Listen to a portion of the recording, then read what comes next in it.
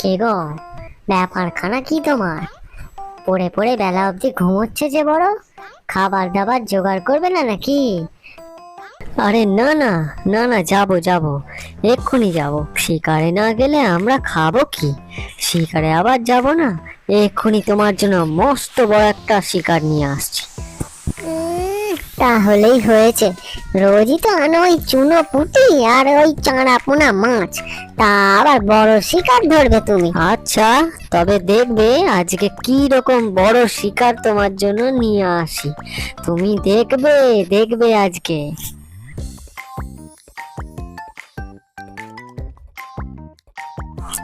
আহ, এই হাঁসটাকে যদি পাই না, বউ যে কি খুশি হবে সে আর বলে লাভ নেই। এই হাঁসটাকে আজকে নিয়ে যাব। কিরে, আমি জলে যাব নাকি তুই নিজেই ডাঙায় উঠে আসবি?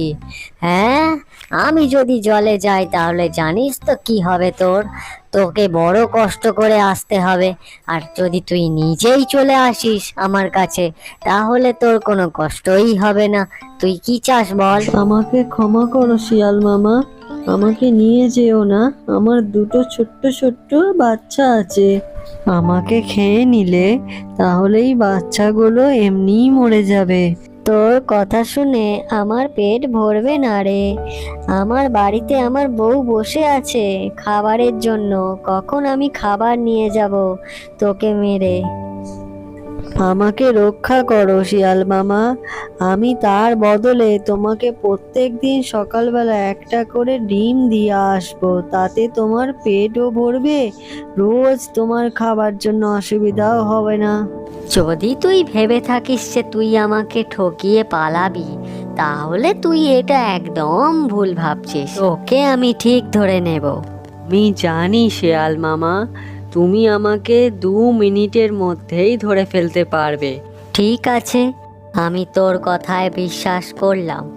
দেখি কালকে তুই কখন ডিম নিয়ে আমার বাড়িতে আসিস। আর না এলে তুমি আমার গর্দান নিয়ে নিও তখন।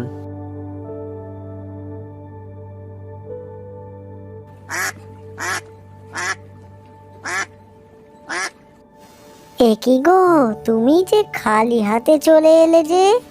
আরে না না, আমি যা একটা ব্যবস্থা করে এসেছি তাতে আর রোজ খাবারের জন্য চিন্তা করতে হবে না। একটা হাঁসকে শিকার করব বলে পেয়েছিলাম বাগেতে, কিন্তু হাঁসটা তার বাচ্চার জন্য প্রাণ ভিক্ষা চাইল। আর তুমি তার প্রাণ ভিক্ষা দিয়ে দিলে।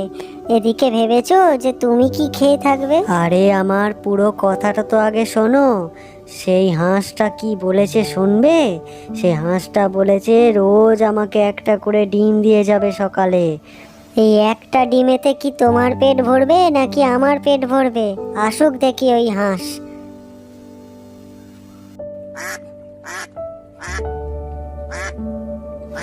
আরে এ তো সোনার ডিম দেওয়া হাঁস।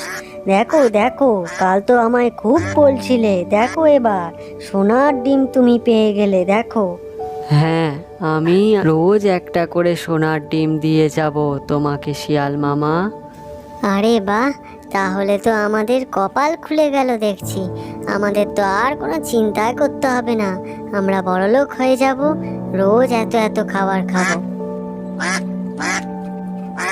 বলি শোনো, ওই হাঁস যখন আসবে কালকে ডিম দিতে, ওর পেটের ভেতরে যত ডিম আছে সব আমরা কালকেই বের করে নেব। আমরা একবারেই বড়লোক হয়ে যাব। আরে বাবা, তুমি তো ভালো বুদ্ধি লাগিয়েছো দেখছি। তুমি তো বেশ বুদ্ধিমান। হ্যাঁ, বুদ্ধি খুলে গেছে যে তোমার, দেখছি আমার সাথে থেকে থেকে।